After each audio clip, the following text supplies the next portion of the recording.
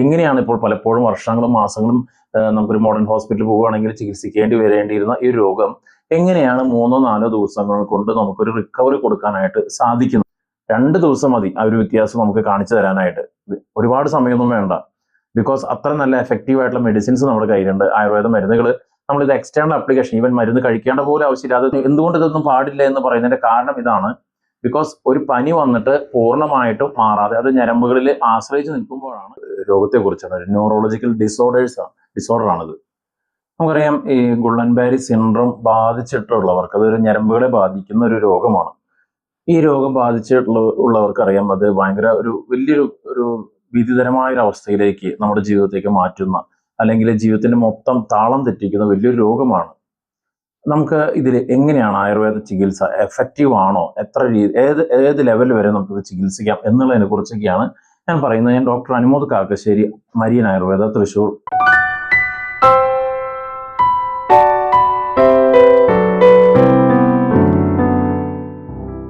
ഈ GBS ഓമന പേരിൽ പറയുന്ന ഈ GBS നമുക്ക് വളരെ എൻ്റെ ക്ലിനിക്കൽ എക്സ്പീരിയൻസിൽ ഒത്തിരി ചികിത്സിച്ചിട്ടുള്ള രോഗമാണ്.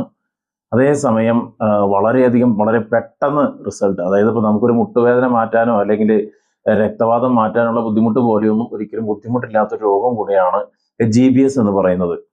ഞാൻ ഒരിക്കൽ പെട്ടെന്ന് ഓർമ്മ വരുന്നൊരു കേസ്, ഞാൻ ഒരു ആയുർവേദ കോളേജിൽ പഠിപ്പിച്ചുകൊണ്ടിരിക്കുമ്പോൾ അവിടെ ഒരു കുട്ടിക്ക് GBS വന്ന് നടക്കാൻ സാധിക്കുന്നില്ല. ഒരു പാരൻസ് എടുത്തുകൊണ്ട് വന്നു. അങ്ങനെയുള്ളൊരു കേസായിരുന്നു. പക്ഷെ അവിടെ നിന്ന് കിട്ടുന്ന മിനിമം മെഡിസിൻസ് വെച്ചുകൊണ്ട് തന്നെ 3-4 ദിവസമായപ്പോഴും കുട്ടിക്ക് നടക്കാനായിട്ട് സാധിച്ചു എന്നുള്ളതാണ്. അപ്പോൾ ഇവിടെ എന്ത് പ്രിൻസിപ്പിളാണ് നമ്മളവിടെ ഉപയോഗിച്ചത്?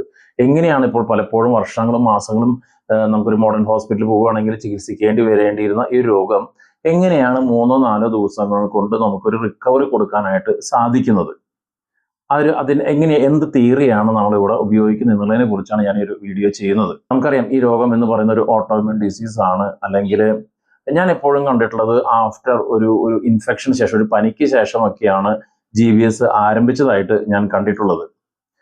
അപ്പോൾ അക്കോർഡിംഗ് ടു ആയുർവേദ തിയറി പ്രകാരം ഈ ഒരു പനി യഥാർത്ഥത്തിൽ ചികിത്സിച്ചിട്ട് മാറിയിട്ടില്ലെങ്കിൽ അത് ചിലപ്പോൾ നെർവുകളിലേക്ക് ആശ്രയിക്കുകയാണെങ്കിൽ അത് ഗുള്ളൻബാരി സിൻഡ്രോമായിട്ട് മാറുന്നു. അല്ലെങ്കിൽ ഈ പെരിഫറൽ നെർവുകളെ ആശ്രയിക്കുകയാണെങ്കിൽ ഇപ്പോൾ ഒരിക്കലും വ്യക്തി ഒന്ന് കൈ പൊക്കാൻ പറ്റുന്നില്ല പെട്ടെന്ന്, അപ്പോൾ GBS ആണ് എന്നൊക്കെ പറഞ്ഞ് വന്നു. പക്ഷെ വളരെ നിസ്സാര ചികിത്സകൾ കൊണ്ട് ആൾക്ക് കൈ പൊക്കാനായിട്ട് സാധിച്ചു. അതുപോലെ നടക്കാൻ സാധിക്കാതെ ഒരു കുട്ടി 10ാം ക്ലാസ്സിൽ പഠിക്കുന്ന ഒരു കുട്ടിയെ കൊണ്ടുവന്നു. നടക്കാൻ സാധിക്കുന്നത് വളരെ പെട്ടെന്ന് തന്നെ ഒരു പനി വന്നു, അതിനുശേഷം നടക്കാൻ സാധിക്കുന്നില്ല. ആ കുട്ടിയെ ഞാൻ അവരോട് പറഞ്ഞത് 10ാമത്തെ ദിവസം നീ സുഖമായിട്ട് നടക്കുമെന്നുള്ളതായിരുന്നു. അതേപോലെ തന്നെ 10ാമത്തെ ദിവസം കുട്ടി നടക്കുകയൊക്കെ ഉണ്ടായി. ആ കുട്ടിയുടെ വീഡിയോസൊക്കെ നമ്മുടെ കയ്യിലുണ്ട്. ആദ്യം വരുമ്പോൾ ഉള്ളതും പിടിച്ചുകൊണ്ട് നടന്നിരുന്നു, പിന്നെ 10ാം ദിവസമായപ്പോഴേക്കും ഓടിച്ചാടി സ്റ്റെപ്പ് കയറുന്നു ഒക്കെ. ഞാൻ പറഞ്ഞു വന്നത്, ഗുള്ളൻബാരി എന്ന് പറയുന്ന സിൻഡ്രോം അല്ലെങ്കിൽ GBS മൂലം ഒരുപാട് കുടുംബങ്ങൾ കഷ്ടപ്പെടുന്നുണ്ട്. സ്ഥിരം ആശുപത്രിയിലാണ്, ഒന്നും ചെയ്യാൻ സാധിക്കില്ല. അപ്പൊ ശരിക്കും പറഞ്ഞാൽ ഇത് വന്നാൽ ആ ഇനീഷ്യൽ ലെവലിൽ കിട്ടുകയാണെങ്കിൽ നമുക്ക് ഏറ്റവും എളുപ്പം, അതായത് ഇന്ന് തളർന്നു നാളെ കിട്ടുകയാണെങ്കിൽ നമുക്ക് 2-3 ദിവസം കൊണ്ട് മാറ്റാം. അതേസമയം വൈകുന്തോറും ആ ഞരമ്പുകളിലേക്ക് അതിൻ്റെ ഒരു ഇമ്പാക്റ്റ് കൂടുമെന്നുള്ളതാണ്. അപ്പോൾ പലപ്പോഴും നമ്മൾ ആയുർവേദം എന്ന് പറയുമ്പോൾ ചെയ്യുന്ന ഒരു ചില മണ്ടത്തരങ്ങളുണ്ട്. കാലുകൾക്ക് ബലം കിട്ടുന്നില്ല, അങ്ങനെയെങ്കിൽ നമുക്ക് എണ്ണ തേച്ച് ശക്തിപ്പെടുത്താൻ നോക്കും. ഈ ഗുള്ളൻബാരി പോലെയുള്ള സ്ഥലങ്ങളിൽ എണ്ണ വയ്ക്കുന്നതും അല്ലെങ്കിൽ ചൂട് കൊടുക്കുന്നതും എല്ലാം കൂടുതൽ അവസ്ഥയെ മോശമാക്കുകയാണ് ഉണ്ടാവുക. ഒരിക്കലും എണ്ണ തേക്കരുത് എന്നുള്ളതിൻ്റെ ആദ്യത്തെ പ്രിൻസിപ്പിൾ. അല്ലെങ്കിൽ തലയിൽ എണ്ണ തേക്കുക, അല്ലെങ്കിൽ കാലുകളിൽ എണ്ണ തേക്കുക, അല്ലെങ്കിൽ കാലുകൾക്ക് ബലം കിട്ടാനായിട്ട് പ്രോട്ടീൻ ഇൻടേക്ക് കൂട്ടുക. ഇത് ഞാൻ പറഞ്ഞു എന്തുകൊണ്ട് ഇതൊന്നും പാടില്ല എന്ന് പറയുന്നതിന്റെ കാരണം ഇതാണ്. ബിക്കോസ് ഒരു പനി വന്നിട്ട് പൂർണ്ണമായിട്ടും മാറാതെ അത് ഞരമ്പുകളിൽ ആശ്രയിച്ച് നിൽക്കുമ്പോഴാണ് ഈ ഗുള്ളൻബാരി സിൻഡ്രോം എന്ന് പറയുന്ന രോഗം ഉണ്ടാകുന്നത്. നമുക്കറിയാം പനിയുള്ളപ്പോൾ നമ്മൾ എണ്ണ തേച്ച് കുളിക്കാറില്ല, അല്ലെങ്കിൽ പനിയുള്ളപ്പോൾ നമ്മൾ വലിയ ഹെവി ആയിട്ടുള്ള ദഹിക്കാൻ ബുദ്ധിമുട്ടുള്ള സാധനങ്ങൾ കഴിക്കില്ല. എണ്ണ പലഹാരങ്ങളോ അല്ലെങ്കിൽ നട്ട്സ് പോലുള്ള സാധനങ്ങളോ ഒന്നും നമ്മൾ കഴിക്കില്ല, ബിരിയാണി കഴിക്കില്ല. അപ്പോൾ അതുകൊണ്ട് തന്നെ ഇത് കഴിക്കുകയാണെങ്കിൽ കൂടുതൽ തളർച്ച ഉണ്ടാവും. അപ്പോൾ നമ്മളൊരു ഗുള്ളൻബാരി സിൻഡ്രോം ബാധിച്ചൊരു രോഗിയെ, അത്യാവശ്യം കാലൊക്കെ അനക്കാൻ പറ്റുന്ന രോഗിയെ നമ്മൾ എണ്ണ തേച്ച് കഴിഞ്ഞാലോ തീരെ അനക്കാൻ പറ്റാതാവും. അപ്പോൾ ഞാൻ പറഞ്ഞത്, പലപ്പോഴും നമുക്ക് ഈ രോഗത്തെക്കുറിച്ച് അറിവില്ലാത്ത പലരുടെ അടുത്തും ആയുർവേദം എന്ന് പറഞ്ഞ പേരിൽ എണ്ണകൾ തേക്കുകയോ നെയ്യ് കഴിക്കുകയോ ചെയ്യുന്നത് ഈ രോഗത്തെ അമിതമായിട്ട് വർദ്ധിപ്പിക്കാനായിട്ട് സാധ്യതയുണ്ട്. നമ്മൾ പലപ്പോഴും ഞാൻ കണ്ടിട്ടുണ്ട് ആശുപത്രികളിൽ റൈൽസ് ട്യൂബിലൂടെയൊക്കെ അല്ലെങ്കിൽ ഇത്തരത്തിലെ ന്യൂട്രീഷൻ വേണം എന്നൊക്കെ പറഞ്ഞിട്ട് കൂടുതൽ പ്രോട്ടീൻ പൗഡർ ഒക്കെ കൊടുക്കുക. അതൊക്കെ ചെയ്യുമ്പോൾ രോഗിയുടെ കണ്ടീഷൻ മോശമായിട്ട് തീരുകയാണ് പതിവ്.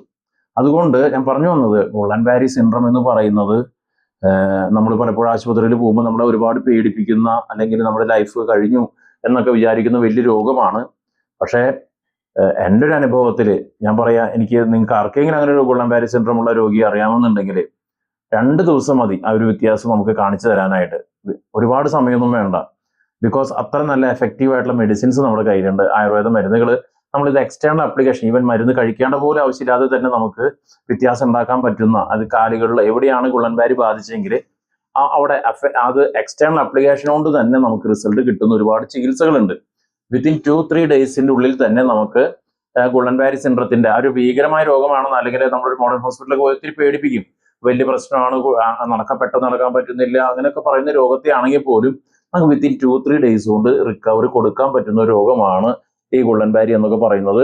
അതുകൊണ്ട് നമ്മുടെ ബന്ധുക്കളിലോ പരിചയക്കാരോ ആരെങ്കിലും ഇത്തരത്തിൽ ഞങ്ങൾക്ക് ഗുള്ളൻ ബാരി തന്നെ ആവണമെന്നൊന്നുമില്ല, മറ്റേതെങ്കിലും ന്യൂറോളജിക്കൽ ഡിസോർഡർ മൂലം സഡൻ ആയിട്ടുണ്ടായിട്ടുള്ള ന്യൂറോളജിക്കൽ ഡിസോർഡേഴ്സ് ആണെങ്കിൽ നമുക്ക് വളരെ, അത് പലപ്പോഴും ഈ ഞരമ്പുകളിൽ ആശ്രയിക്കുന്ന ഒരു പനി തന്നെയാണ്. ഒരു പനിക്ക് ശേഷമായിരിക്കും ഇതൊക്കെ വന്നിട്ടുണ്ടാവുക. അപ്പോൾ ഇത്തരത്തിലൊരു ഗുള്ളൻ ബാരി സിൻഡ്രം ഉള്ള രോഗിയെ നമുക്ക് പരിചയമുണ്ടെങ്കിൽ നമുക്ക് തീർച്ചയായിട്ടും ഈ വീഡിയോ അവർക്ക് കൊടുക്കുക.